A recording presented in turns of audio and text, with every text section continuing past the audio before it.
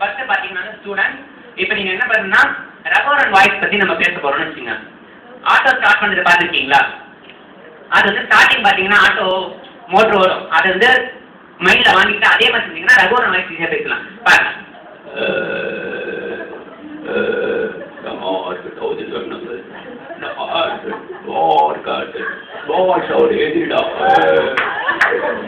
பாத்தீங்கன்னா வந்து சரோஜ தேவி அம்மா வாய்ஸ் ஒண்ணுமே இல்ல, அழுதுகிட்டே பேசணும். அதான் கோபால் கோபால்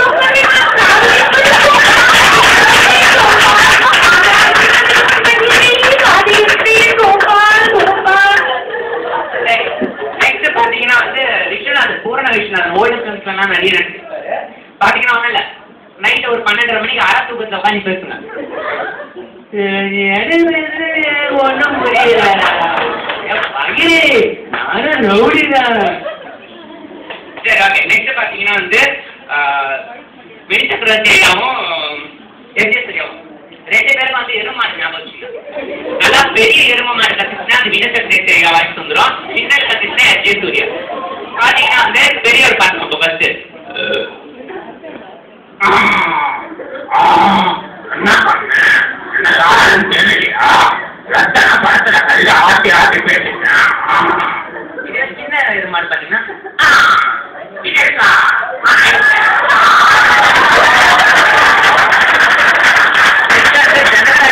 பாத்தீங்கன்னா வந்து நல்லா குடிச்சிட்டு பேசலாம். தம்பி நீ உண்டாப்பேன் நான்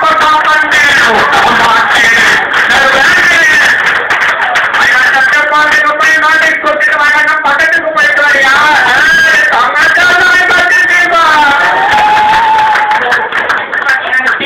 ஒண்ணுமே இல்ல, ஒரு வயசு ஜென்ரலா மூச்சு பிடிச்சிட்டு பேசணும் பாத்தீங்கன்னா அது கொஞ்சம் லைட்டா எஸ்ஏஸ்வரி வயசு லைட்டா தான். சொல்லுங்க நெக்ஸ்ட் பாத்தீங்கன்னா வந்து வீராசாமி பாடு ஒரே ஒரு டைலாக் தான் ஒரு ஃபேமஸ். ஒண்ணுமே இல்ல, ஏப்பம் ஒதுக்குனே பேசணும்.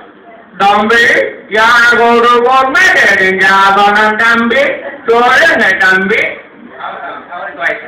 நெக்ஸ்ட் பாத்தீங்கன்னா சண்முக சுந்தரம் பாகம் ஓவரா அப்படியே பொங்கிடணும். இல்ல அக்கா அக்கா போலீஸ்காரன் நெஞ்சு மாதிரி ஏற்றிங்க ஒரு வார்த்தை சொல்லுங்க அக்கா. உங்களுக்கு தெரியாது என் வாயால எப்படிக்கா சொல்லுங்க அக்கா, சொல்லுங்க அக்கா. Okay, thank you.